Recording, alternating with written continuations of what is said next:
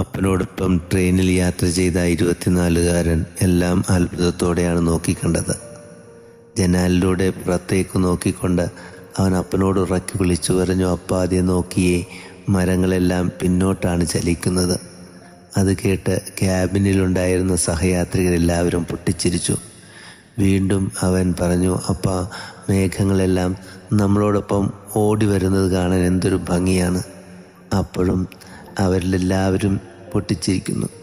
ചിരിക്കിടയിൽ ഒരാൾ മുന്നോട്ട് വന്ന് അവൻ്റെ അപ്പനോട് പറഞ്ഞു, എന്തുകൊണ്ടാണ് നിങ്ങൾ ഈ ചെറുപ്പക്കാരനെ നല്ലൊരു ഡോക്ടറെ കാണിക്കാത്തത്? സ്നേഹത്തോടും പുഞ്ചിരിയോടും കൂടെ ആ അപ്പൻ അയാളോട് പറഞ്ഞു, ഞങ്ങൾ ഒരു നല്ല ഡോക്ടറെ കണ്ടിട്ട് വരുന്ന വഴിയാണ്. കഴിഞ്ഞ 24 വർഷമായി ഇവൻ അന്ധനായിരുന്നു. കഴിഞ്ഞ ആഴ്ച അവൻ്റെ കണ്ണിൻ്റെ ഓപ്പറേഷനായിരുന്നു. ഇന്ന് ആദ്യമായി അവന് കാഴ്ചശക്തി തിരിച്ചു കിട്ടി. അവൻ വീട്ടിലേക്ക് മടങ്ങുന്ന വഴിയാണ്. അതുകൊണ്ടാണ് കാണുന്നതൊക്കെയും അവന് അത്ഭുതമായി തോന്നുന്നത്.